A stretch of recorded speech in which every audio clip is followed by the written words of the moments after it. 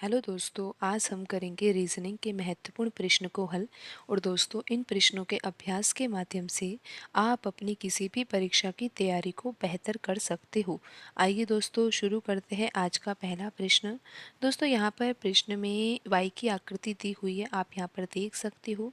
और दोस्तों, यहाँ पर आकृति में संख्याएं लिखी हुई है।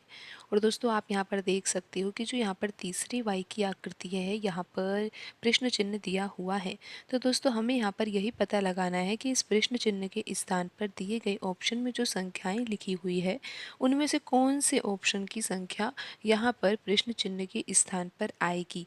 तो दोस्तों, ये पता लगाने के लिए कि यहाँ पर प्रश्न चिन्ह के स्थान पर कौन सी संख्या आएगी, सबसे पहले तो हमें यहाँ पर जो ये पहला वाई है और जो दूसरा वाई है जिसमें सभी संख्याएं लिखी हुई है, इन संख्याओं के बीच में कौन सा पैटर्न लग रहा है, उस पैटर्न को समझना होगा।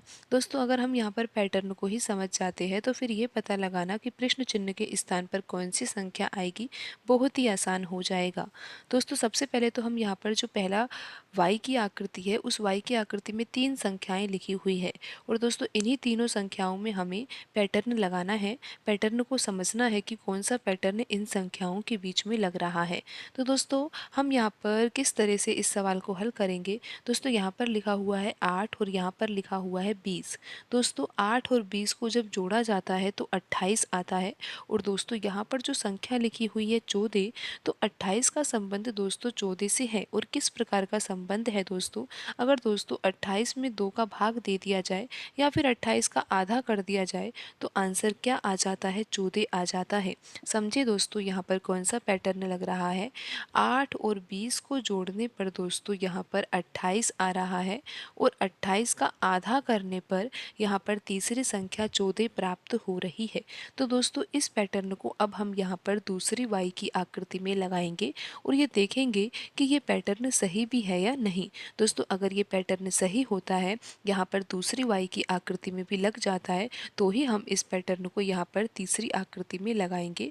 और फिर हमें ये भी पता लग जाएगा कि प्रश्न चिन्ह के स्थान पर कौन सी संख्या आएगी। तो दोस्तों, यहाँ पर अब हम दूसरी वाई की आकृति में पैटर्न को लगाते हैं और ये जांच करते हैं कि पैटर्न सही है या नहीं। तो दोस्तों, हमें यहाँ पर क्या करना होगा, 5 और 17 को जोड़ना होगा। क्योंकि दोस्तों, यहाँ पर हमने 8 और 20 को जोड़ा था, 28 आया था। तो दोस्तों, उसी प्रकार यहाँ पर 5 और 17 को जोड़ने पर क्या आएगा, 22 आएगा। और दोस्तों, 22 का हमें आधा करना होगा। 22 का आधा करेंगे तो दोस्तों क्या आएगा, 11 आएगा। और आप यहाँ पर देख ही सकते हो कि तीसरी संख्या 11 लिखी हुई है। तो दोस्तों, अब हम इस पैटर्न को यहाँ पर तीसरी आकृति में लगा सकते हैं। तो दोस्तों, यहाँ पर लिखा हुआ है 12 और यहाँ पर है प्रश्न चिन्ह। और दोस्तों, यहाँ पर लिखा हुआ है 18। तो दोस्तों, 18 कैसे प्राप्त होगा।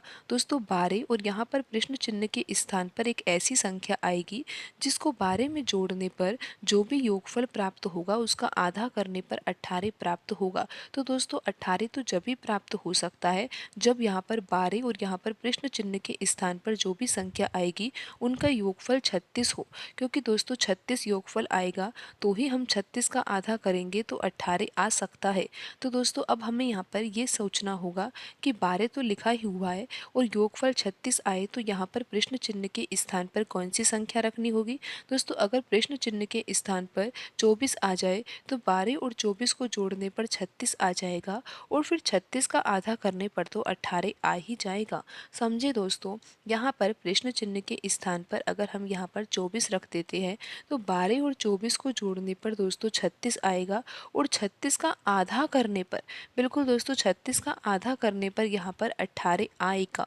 तो दोस्तों, यहाँ पर प्रश्न चिन्ह के स्थान पर कौन सी संख्या रखनी होगी, 24 रखनी होगी। और दोस्तों, यहाँ पर आप ये भी देख सकते हो कि जो ऑप्शन 4 है उसमें 24 ही लिखा हुआ है। तो सही आंसर होगा दोस्तों 24। दोस्तों, आज की वीडियो में इतना ही, मिलते हैं अगली वीडियो में। धन्यवाद दोस्तों।